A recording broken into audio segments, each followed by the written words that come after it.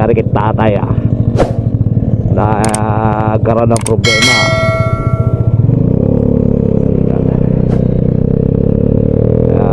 Hirap na masarap. Tingnan natin tatay ano nangyari dyan. Tulungan natin. Nangyari boss?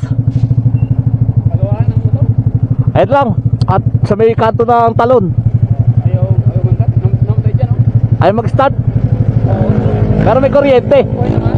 Buhay. Kuryente siguro no? Ha? Buhay naman. Pagka... I-start nyo nga po. May kickstart yan. Ha? May kickstart. Oo, ayaw nga. Oh, baka spark plug. Balik ako ng Pilupan. Ng Batangas. Batangas pa kayo?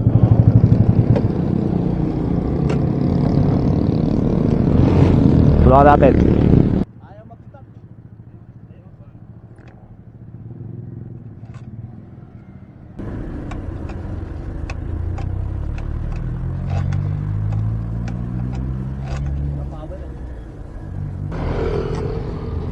Ayaw mag ano yung motor ni tatay.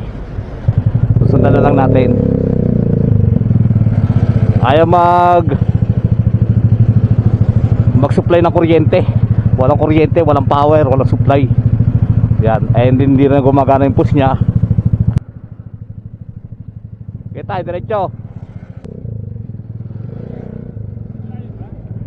Lapit-lapit na ho.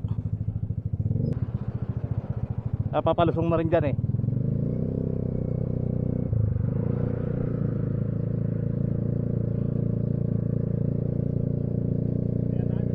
Hindi, sa dulo pa, sa dulo pa. Okay, diretso lang.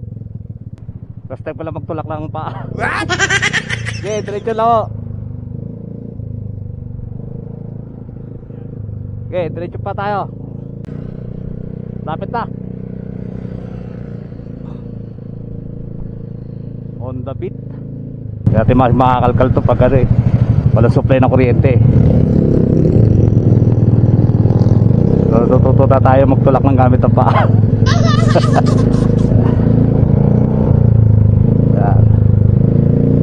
Ayan, magbubukas na pala.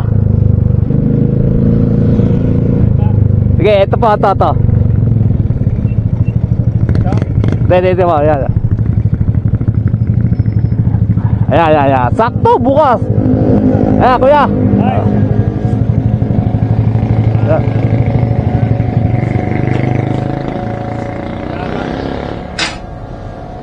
Sa Arsap pala kayo Taga saan pa kayo? Pilupan. Layo. Sa Batangas, dalawang trabaho ko. Pupunta Batangas. Ayan, paano mo na lang kay kuya? Sige, salamat ha. Sabihin nyo lang, walang supply na kuryente. Thank you ha. Salamat kuya. Thank you. Hindi ka naman puluwi. Yan. Tinulungan ko na lang magtulak si tatay kasi yung motor niya mga guys ay walang power supply. Wala ni anong supply ng kuryente. Uuwi pa siya ng Batangas dahil doon daw ang trabaho niya. Galing siyang Muntinlupa. Grabe guys, ang layo, Muntinlupa no. Nakita ko siya dito sa may Salaban na patawid. Tinulungan na natin. Grabe. Hindi ko magagawa yun kasi alam nyo bakit? Walang kuryente, walang supply. Ayan, galing pa siyang Muntinlupa. Buti nakita natin siya. Tinulungan na natin madala sa moto shop yung kanyang motor na Honda Beat. Yan, sana magawa at para makapasok pa si kuya sa trabaho niya. Grabe guys, ang hirap pala magtulak ng gamit ang paa.